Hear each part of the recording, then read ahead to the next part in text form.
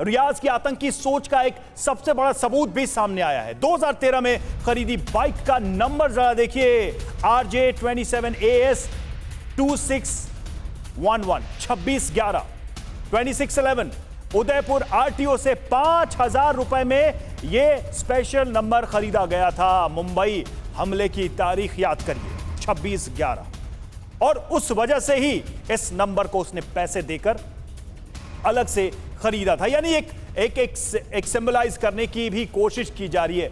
जो ये सारी चीजें हम कर रहे हैं, शिवम आप कुछ बात अपनी कह रहे थे, लेकिन मैं उसमें ये चीज भी ऐड करूंगा जो अलका लामा का क्वेश्चन वैलिड है कि अगर लोग ऐसे एलिमेंट्स का सम्मान भी करते हैं, अगर वो बाहर आता है उसको एक्सेप्ट भी करते हैं, तो उनको क्या अधिकार है कि वो ऐसे सवाल उठाएं?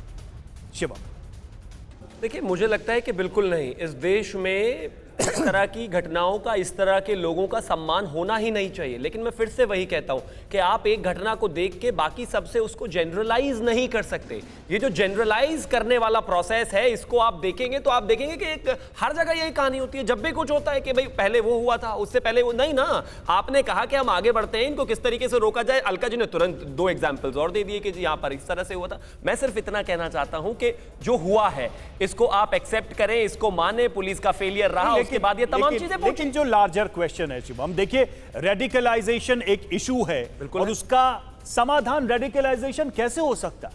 नहीं, और समाज में यही चीजें दिखाई दे रही हैं कि भाई एक ने ऐसी घटना की है तो उसका रिएक्शन होगा।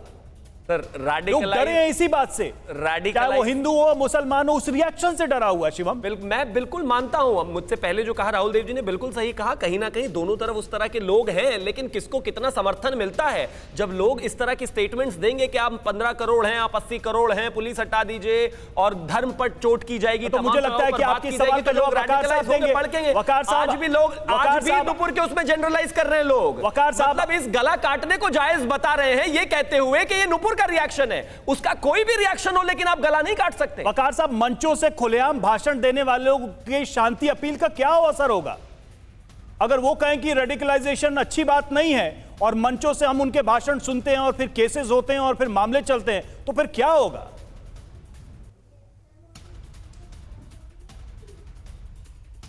मेरे पास सवाल बहुत अच्छा है, बहुत अच्छा सवाल। देखिए, जो लोग सत्ता में होते हैं जिम्मेदारी उनकी होती है। अब सवाल यह है कि 2018 के एक ट्वीट के लिए जुबैर को गिरफ्तार किया जा सकता है सेम दफाएं लगाकर, जबकि जुबैर के ट्वीट से ना देश में इश्तियाल फैला, ना कर्फ्यू लगे, ना जुलूस निकले, ना हिंदू भाई झंडे लेकर बाहर आए, ना नारे लगे, ना कोई हत्या हुई।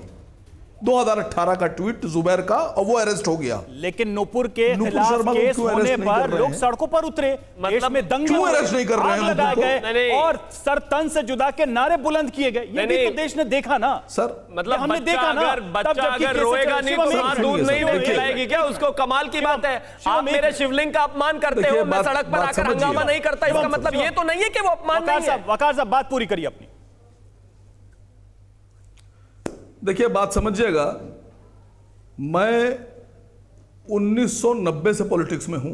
मैं जब बिल्कुल यंगस्टर था, और मेरी खूबी यह है कि मैंने कभी किसी धर्म को न गाली बकी, न मैंने किसी देवी देवता के खिलाफ बोला। मैं मुद्दों की राजनीति करके यहां तक पहुंचा हूं। ये जो नए नए गली छाप जो है ना, ये गालियां बक के जो नेता बन रहे हैं, मेरी इनसे बिल्कुल अलग आइडियोलॉजी है।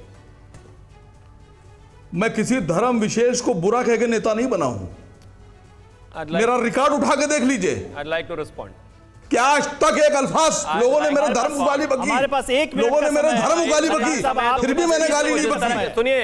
सुनिए सर, एक मिनट नहीं, आपको बात सुनना पड़ेगी मेरी। बता देती है सड़क छाप कौन है। नंबर 1, जिस राजनीतिक पार्टी के प्रवक्ता है ना आप, उनकी पूरी राजनीति धर्म पर टिकी हुई है। आज तक गाली हिंदुओं को और धर्म को और भगवान को गाली दे देकर तो यहां तक पहुंचे हो, और आप ज्ञान देंगे? आपकी भाषा बताती है कि सड़क छाप कौन है। मैं नहीं कह रहा हूं आपको, भाषा बताती है।